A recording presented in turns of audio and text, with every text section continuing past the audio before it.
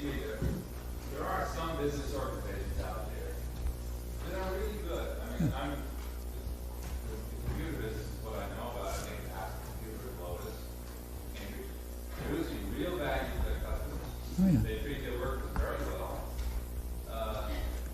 They're really not abusing anybody. Well, I don't agree with that. They don't have unions. See, I don't agree. See, but now we're getting to it. And as far as they're, Yeah. maybe they're secretly influencing government No, they're not. in some bad way, but I doubt it. I agree with everything except the bottom line. I mean, let's take a really harsh institution that we don't argue about, slavery. Okay, nobody thinks slavery was good, I presume. Nevertheless, everything that you just said could be said about slavery. I mean, if you took a look at the plantation economy, there were masters who were very decent people. They treated the slaves very nicely. In fact, they were treated better than free workers, much better.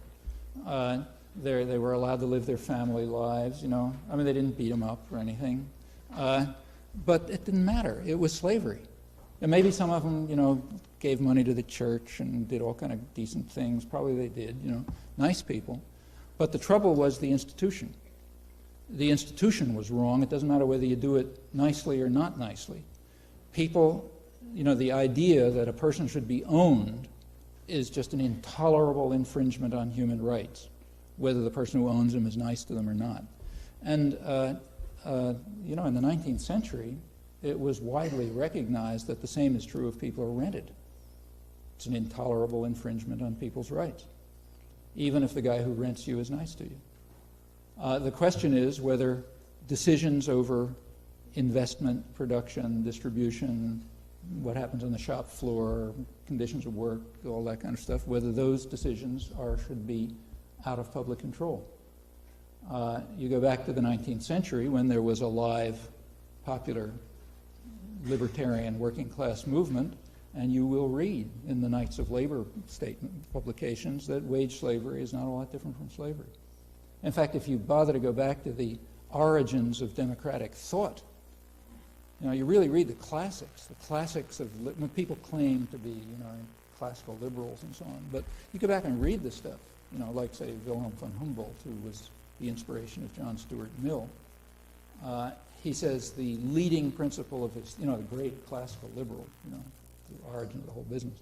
The leading principle of his thought is that human beings are born to, he said, to inquire and create, and to create under their own initiative. If any work that a person does under outside pressure is inhuman. If a person creates something beautiful under outside orders, we may admire what he does, but we will despise what he is. Well, that's classical liberal thought, you know. They don't tell you that in the Chicago school. But that's classical any more than they tell you what Adam Smith really said, which is very different from what's claimed. But that's classical liberal thought, and it's because it was driven by, you know, concepts of human rights and human dignities which are seriously infringed by the structure of business operations, even if the guys who run it are nice guys.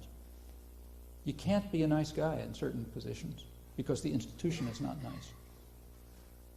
Now, I'm not, you know, like, I'm not saying let's go out and blow up Lotus, you know, sure. Not at all. I mean, yes, they're among the best ones around. But that doesn't lead us to I think it should not lead us to overlook what's fundamentally wrong with that authoritarian structure.